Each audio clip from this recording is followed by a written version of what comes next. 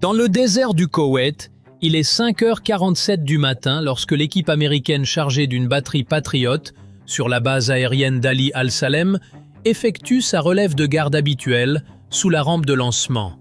Personne ne s'attend à ce que résonne l'alarme. À plus de 320 km de là, de l'autre côté du Golfe, les artilleurs des gardiens de la Révolution ont ouvert le feu 90 secondes plus tôt. 8 missiles balistiques Qiam-1 ont déjà franchi le sommet de leur trajectoire et retombent vers le sol à 5 fois la vitesse du son. À l'intérieur du poste de commandement, l'officier tactique a déjà désigné 8 pistes, réparties en 2 rangées de 4, qui plongent en arc depuis la stratosphère. La riposte se déclenche presque toute seule, tant elle a été répétée. Les autorisations d'engagement sont confirmées, les lanceurs assignés, et les premiers ordres de tir partent avant même que la majorité des soldats présents ne réalisent que cette sirène n'est pas un exercice. De l'autre côté de la piste, le reste de la base rattrape la situation par fragments. Les chefs d'équipage larguent leurs crochets de remorquage et courent vers les abris renforcés. Un camion-citerne reste figé au milieu du taxiway, moteur encore allumé. En moins d'1 minute, 4000 Américains basculent d'une matinée ordinaire à un bunker souterrain. Chacun d'eux mise désormais sa survie sur une poignée de soldats enfermés dans une seule caisse d'acier climatisé. À l'intérieur de cette caisse, l'équipage dispose d'un avantage inattendu. Un missile balistique ne triche pas. Dès l'instant où le moteur du Qiam s'éteint, les lois de la physique figent sa trajectoire. Plus aucune correction possible, plus aucune incertitude, comme une balle lancée à la main dont on connaît la chute avant même qu'elle ne quitte les doigts.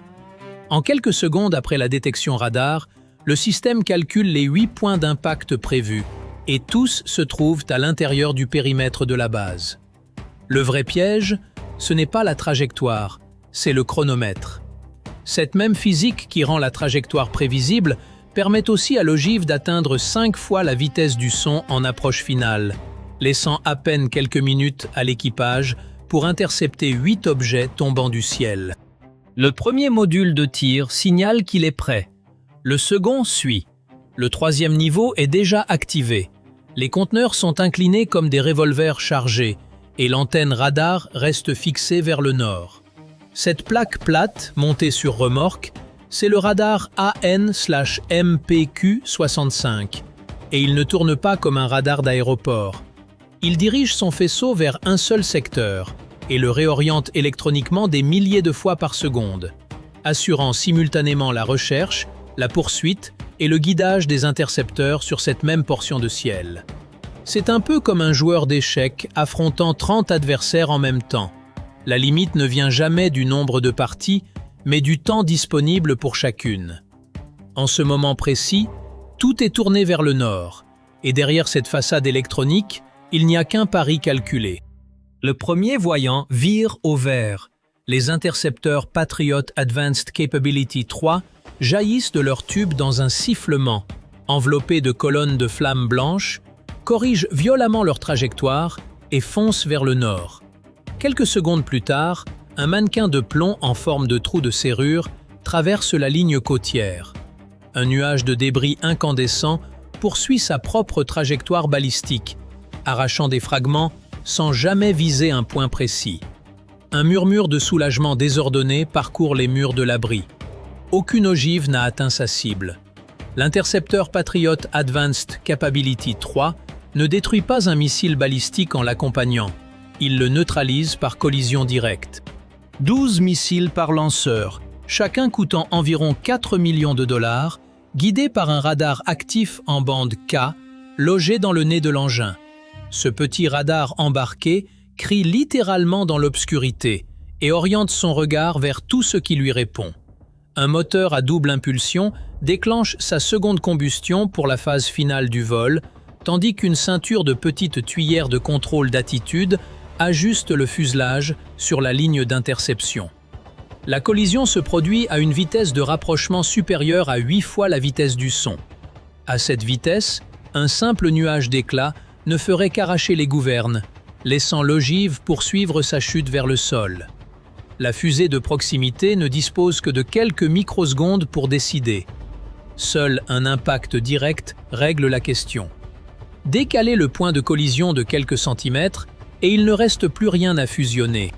Le missile intercepté est une conception iranienne sans gouverne stabilisatrice, propulsé au carburant liquide et tiré depuis un lanceur mobile installé sur route. Son ogive de 748 kg parcourt une distance équivalente à celle séparant deux grandes villes américaines en seulement 5 minutes et demie, du départ à l'arrivée. Ce vol-là ne va pas jusqu'au bout. Un après l'autre, les traces des intercepteurs se dessinent au-dessus du littoral. 4 cibles neutralisées. 5. L'officier tactique voit les colonnes de chiffres se réduire et ne relâche pas son rythme d'un instant. Le tableau semble trop parfait, presque trop propre, et son expérience dans le Golfe lui a appris ce que cela coûte généralement. C'est alors que l'ampleur réelle de la menace se révèle. Des échos très bas, proches de la surface de l'eau, apparaissent au sud-est, exactement dans le secteur que le radar ne surveillait pas. Une seconde batterie entre en action. 2 intercepteurs quittent leur rail à 4 secondes et 2 dixièmes d'intervalle. Le premier, touchant l'eau, bascule et s'abîme dans le Golfe, en projetant des débris de fibres de verre enflammées. Ce sont des drones Shahed 136, conçus pour une frappe à sens unique, propulsés par un moteur de mobilette et chargés d'environ 41 kg d'explosifs dans leur nez, avançant à 185 km/h grâce à un guidage satellite. Les munitions envoyées pour les abattre sont des PAC-2 GEM-T, une version plus ancienne du missile Patriot, dotée d'une ogive fragmentée en 2 temps, de sorte que la seconde détonation corrige l'échec de la première. Le GEM-T ne résonne pas seul. Le radar au sol accroche la cible, le missile relaie l'écho, et la station de contrôle le guide via une liaison montante, comme on dit dans le jargon militaire. Puis surgissent des drones de course convertis, filant à 4 fois la vitesse du son, avec une charge de 90 kg fixée à leur structure. Dans le poste de commandement, l'officier tactique annonce les temps d'arrivée et sent le sol vibrer sous ses pieds. 4 engins, ralentis puis synchronisés pour arriver exactement à cette minute précise, avaient en réalité été lancés 3 heures plus tôt, bien avant le premier tir depuis le côté iranien. Le temps que ces missiles mettent à apparaître à l'horizon sud-est correspond exactement aux 60 secondes que mettent les projectiles tombant du nord. Celui qui a planifié cette attaque savait précisément dans quelle direction pointait le radar américain. Il a acheté ce second axe d'attaque pour une somme dérisoire, 50 000 $, le prix de quelques drones et d'un bateau de pêche, et les a envoyés taxer des défenses valant des millions de dollars exactement au moment où cette taxe pouvait faire mal. L'arithmétique elle-même devient un piège. Les paires de GEM-T saturent les canaux de guidage disponibles. Même avec un nombre théoriquement illimité de missiles PAC-3 sur le pas de tir, l'Iran a conçu son attaque pour saturer les 2 systèmes pendant exactement 1 minute. 9 caisses enregistreuses, une foule de clients se ruant en même temps dans le magasin. Aucune caisse ne tombe en panne, mais la file d'attente dépasse simplement ce qu'une minute peut absorber. 2 Kiams supplémentaires apparaissent alors que tous les canaux sont déjà occupés. Un intercepteur fonctionne, l'autre échoue. La géométrie de tir est faussée par un retard de tir de 3 secondes, le temps que le canal nécessaire termine de guider le missile GEM-T vers un drone.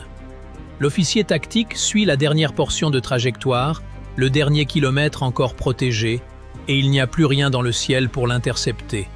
Aucun bouton sur cette console ne peut rattraper ces 3 secondes perdues. À 5h51, un 8e missile percute un hangar de maintenance situé sur le tarmac. La boule de feu fait s'effondrer le toit vers l'intérieur, creusant un cratère à l'endroit précis où se trouvait autrefois un établi.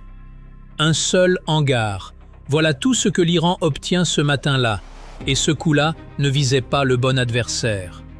À l'embouchure du Golfe, des pétroliers venus du monde entier restent immobilisés derrière un blocus imposé autour d'une île dont la plupart des Américains n'avaient jamais entendu parler. Désormais, l'affaire devient personnelle. l'Iran a misé un hangar contre ce qu'il pensait pouvoir revendiquer comme une victoire symbolique. Il n'a fait que réveiller le seul pays qui ne se contente jamais de renvoyer les coups un pour un. Il les multiplie. Sur la liste des cibles américaines figurait déjà une ligne bien précise, celle d'un tunnel qu'aucune bombe ordinaire ne pouvait atteindre, et une bombe conçue spécifiquement pour cette mission. Peu après midi, à plus de 800 km au sud-est du hangar encore fumant, la réponse décolle. Des chasseurs bombardiers F-15E Strike Eagle filent à basse altitude vers l'île de Grande Tombe, survolant des eaux que les pétroliers évitent depuis qu'un missile anti-navire tiré depuis l'île de Karg avait enfoncé une ogive de 154 kg dans la coque d'un super pétrolier, poussant en une seule journée ouvrable les assureurs londoniens spécialisés dans les risques de guerre à retirer toute couverture pour le détroit. Pendant 3 semaines, cette île a étranglé l'approvisionnement mondial en pétrole. Il ne lui reste plus qu'1 jour. Les Strike Eagle passent à portée de vue d'un mouillage situé au nord, où plus de 40 pétroliers sont alignés en rang. Depuis des semaines, les réserves mondiales de brut stagnaient parce qu'une seule île en avait décidé ainsi. Des membres d'équipage, depuis le pont de leurs navires immobilisés, lèvent les yeux pour observer ces appareils filant à basse altitude, comptant les silhouettes accrochées sous leurs ailes, un décompte qui recommence à chaque nouvelle vague en provenance de la base de départ. 1h30 plus tard, l'île livre ses premières données précises. L'assaut commence à 13h30. Les premiers à intervenir sont ceux chargés d'enfoncer la porte. Les Strike Eagle, chargés de bombes GBU-31 JDAM de 900 kg, guidés par satellite et transformant des coordonnées en points d'impact, ont pour mission de percer les défenses extérieures de l'île. Les positions d'artillerie côtière, repérées par le radar de veille aérienne du port, commencent à disparaître, recouvertes une à une de nuages de fumée brun sale. Les explosions se répercutent sur l'eau comme un roulement de tambour ralenti. Une équipe entière occupée à dégager le perron avant l'arrivée du véritable spécialiste. 5 minutes derrière eux, le premier porteur de charges lourdes approche par le sud, à plus de 10 000 mètres d'altitude. À l'arrière du cockpit, l'officier des systèmes d'armes confirme une dernière fois le point de visée. Le pilote maintient les ailes parfaitement horizontales tout au long de la séquence de largage, et une seule charge dévie légèrement de l'axe central. 30 secondes de chute guidée, les gouvernes de queue se stabilisant pendant toute la descente, la silhouette devenant trop petite pour être distinguée depuis le cockpit au moment de l'impact. La colline surplombant l'entrée du tunnel ne s'ouvre pas comme une fleur. Elle s'effondre comme une canette écrasée sous un pied. C'est la bombe perforante GBU-72 Advanced 5000 livres Penetrator. Et cet après-midi marque ses tout premiers pas au combat. Sous la partie arrière du kit JDAM se trouve la charge militaire Blue 138. Elle pèse 2005 kg, dont seulement 484 kg d'explosifs, un mélange PBXN 109 et AFX 757, identique à celui que l'on trouve dans les obus perforants de 30 tonnes. Tout le reste est une coque durcie. La pénétration dans la cible dépend de la masse concentrée derrière chaque centimètre carré du nez de l'engin et de la vitesse à laquelle il l'atteint, environ 335 mètres par seconde, presque à la verticale. Un clou de charpente et une punaise enfoncée d'un seul coup de marteau ne s'enfoncent jamais à la même profondeur.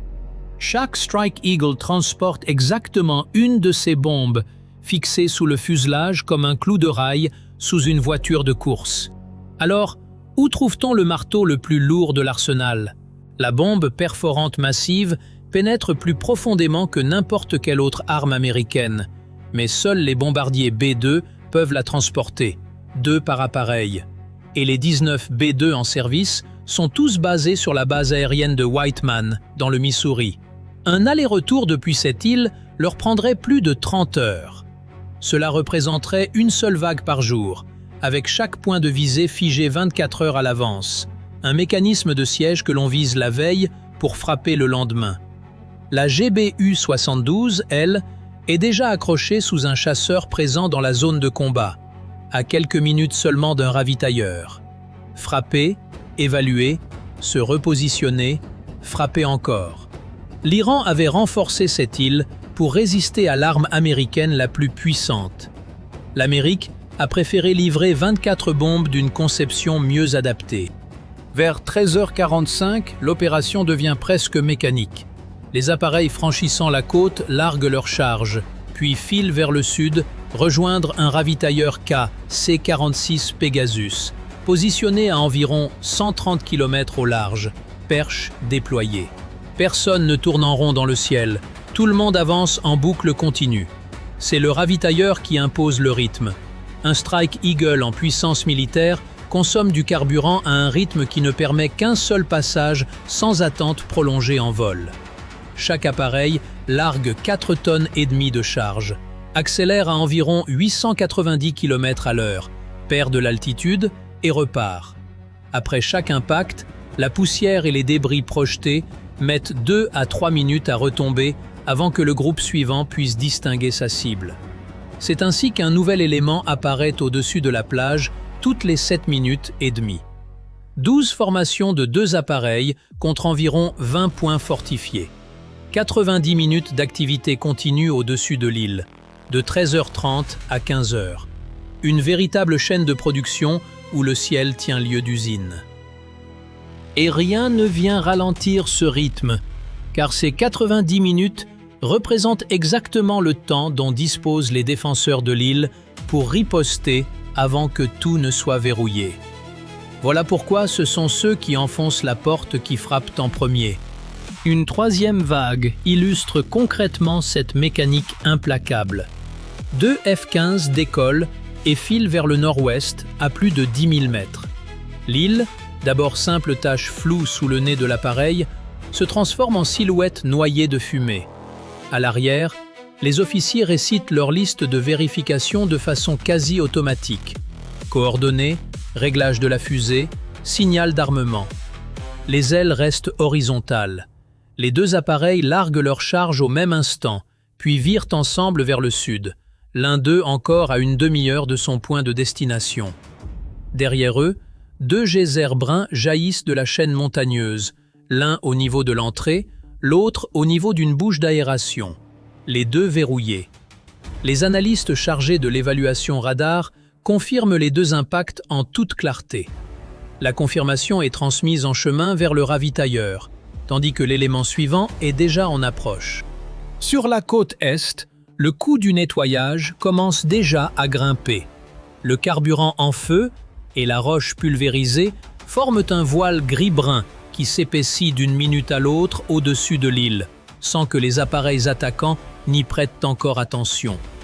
Cela deviendra un problème plus tard dans l'après-midi. La fumée n'est pas la seule chose qui subsiste après les premières vagues. Parmi les positions d'artillerie détruites, un opérateur iranien continue de mener une guerre remarquablement efficace.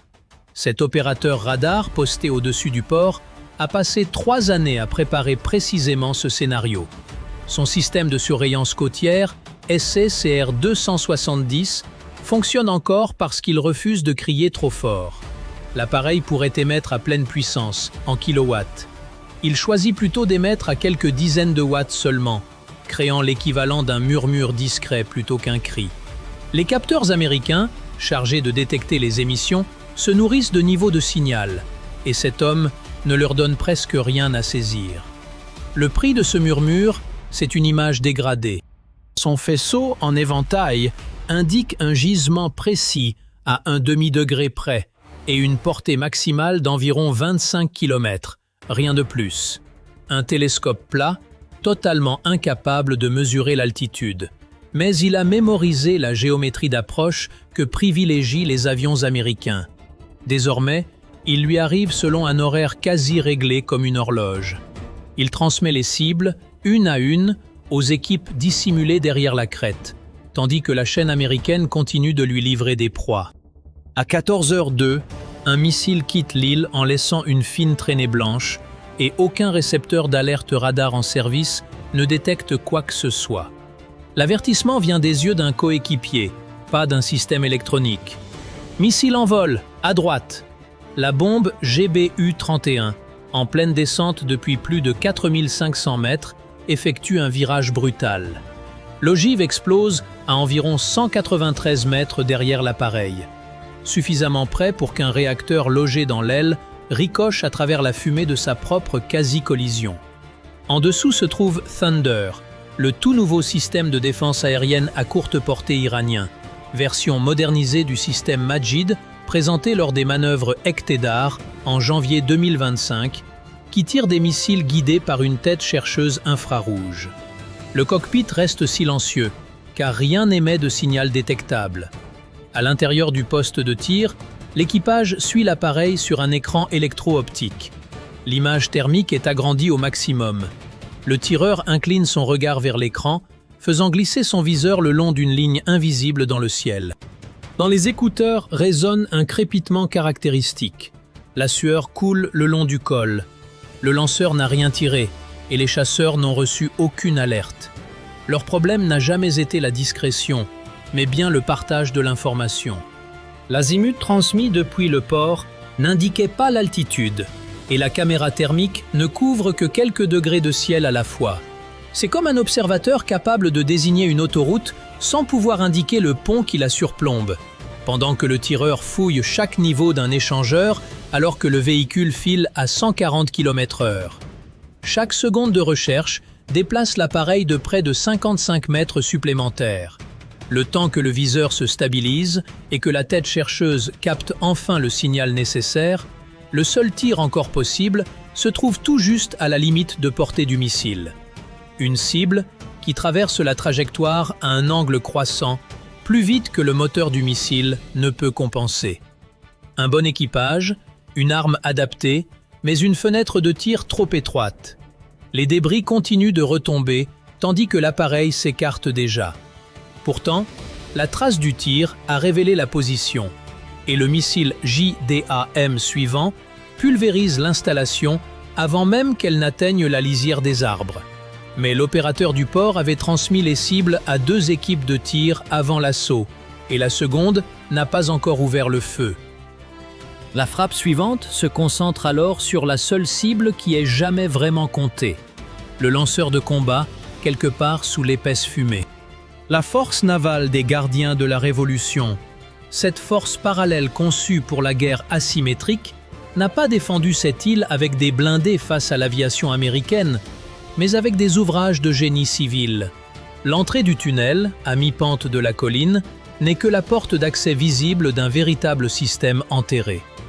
Les analystes ayant étudié plusieurs années d'images satellites ont établi que le dépôt était protégé par une couche de béton délibérément épaisse d'environ 30 mètres, composée de 5 dalles de béton armées de 1,80 m chacune, coulées sous une pression de 345 kg par centimètre carré, soit environ le double de l'épaisseur d'un tablier de pont autoroutier. Chaque dalle repose sur une couche de sol compactée de 3 à 4,5 mètres. L'alternance elle-même devient une arme. Un projectile perforant perd une partie de sa vitesse à chaque dalle traversée. Chaque transition entre matériaux durs et matériaux meubles dévie légèrement l'axe de la munition de quelques degrés, si bien que la dalle suivante est abordée légèrement de biais. Un projectile désaxé finit par dévier ou culbuter au lieu de continuer à creuser droit. Une bombe anti-bunker classique de 900 kg ne traverse, en une seule poussée continue, qu'environ 1,80 m de béton armé. Face à cet empilement, cette couche-là ne représente qu'un seul obstacle parmi d'autres. L'onde de choc se dissipe dans plus de 9 mètres de terre au-dessus des missiles stockés qui ne la ressentent jamais. Les premières vagues de bombes JDAM ont rasé 14 bâtiments en surface sans jamais toucher les installations souterraines. Sous les dalles, l'architecture même du site rend l'argument imparable. Un dépôt central de munitions, des galeries rayonnantes menant à des sorties de lancement protégées par des portes blindées, orientées vers des points cardinaux différents. Des puits d'aération indépendants. Chaque salle dispose de sa propre issue. Aucun impact isolé ne peut condamner l'ensemble du site. C'est un peu comme creuser une chambre forte de banque équipée de plusieurs sorties pour les véhicules de fuite. C'est précisément cette logique qui a dicté le calendrier américain. Les 28 points de frappe existent parce que les ingénieurs iraniens avaient imaginé une vingtaine de moyens de maintenir cet arsenal opérationnel. Ce dépôt avait mis au point une véritable chaîne de production. L'armée américaine, ce jour-là, s'emploie méthodiquement à la démonter. À 14h20, cette chaîne s'interrompt brutalement. Un appareil retarde son largage et tout le dispositif marque une pause sur ordre d'un seul officier à l'arrière d'un cockpit. Le point de visée numéro 9 vient d'être touché 4 minutes plus tôt. L'officier des systèmes d'armes, celui que l'on surnomme familièrement le Wizzo, un surnom que les équipages ont fini par accepter, observe attentivement son module de visée. Le capteur infrarouge de la nacelle reste si stable qu'à plus de 6 km d'altitude, le réticule demeure fixé sur le point numéro 9, même lorsque l'appareil traverse une zone de turbulence. Mais l'image devient de plus en plus floue.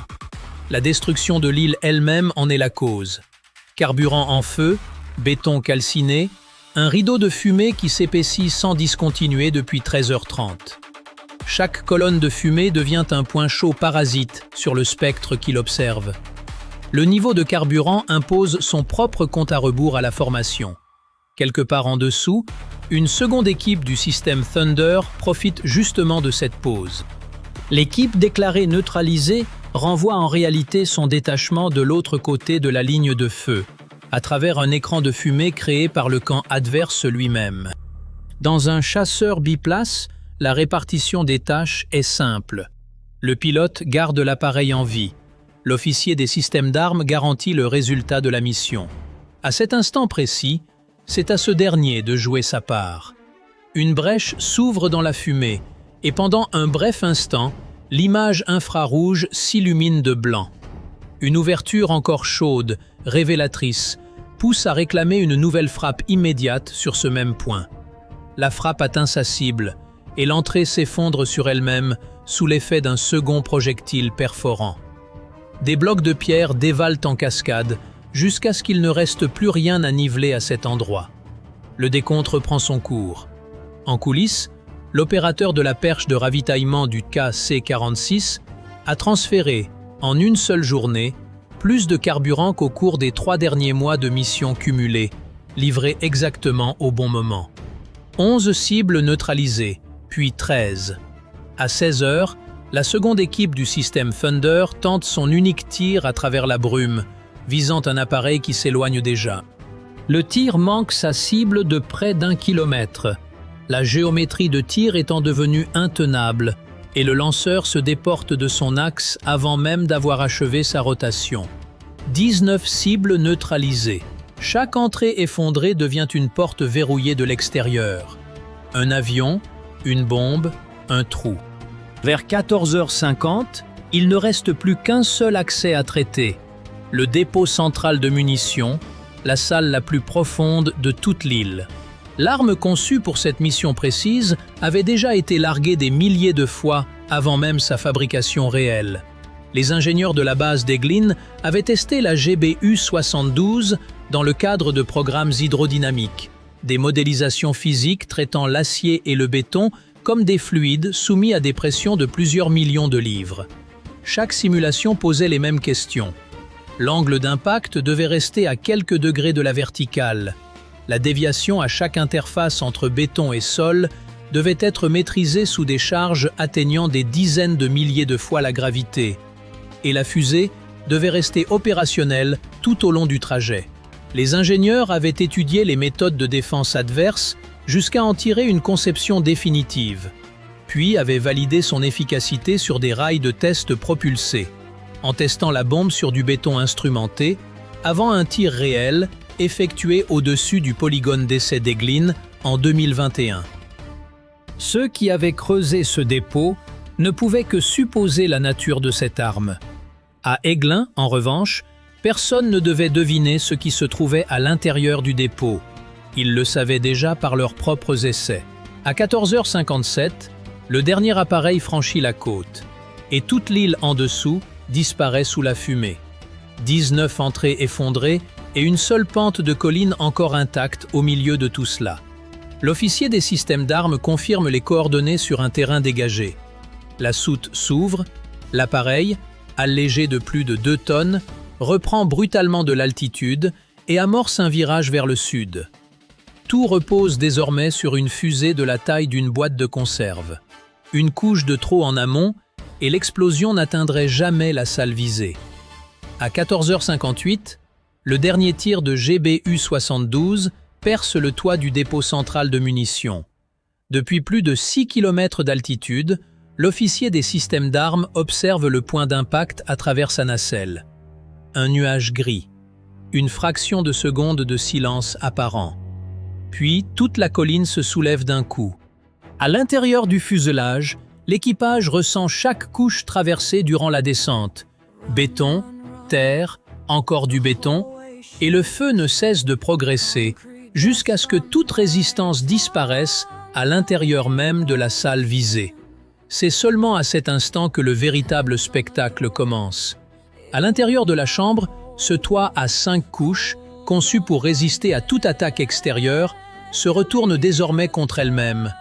Il retient l'onde de choc et la redirige vers le bas, à travers les galeries rayonnantes, vers tout ce à quoi ces galeries sont reliées. La fusée ne comptait pas les secondes, mais les couches traversées. L'île continue de trembler pendant près d'1 heure encore, et plus aucun de ces éclatements ne provient d'une bombe américaine.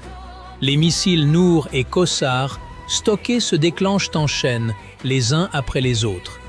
La dernière bombe américaine larguée avait coûté un peu moins de 300 000 $. Toutes les explosions suivantes, ce sont les munitions iraniennes elles-mêmes qui les ont payées, consumées par leur propre arsenal. On peut se demander, en observant ce genre d'engrenage, où quelques minutes de retard ou une poignée de secondes suffisent à faire basculer un affrontement entier, ce que chacun aurait fait à la place de ses équipages, coincés entre un chronomètre implacable et des choix impossibles à corriger une fois lancés. Est-ce le courage de ceux qui tiennent leur poste sous la sirène qui impressionne le plus, ou la froideur presque mathématique d'un système conçu pour transformer la panique en procédure?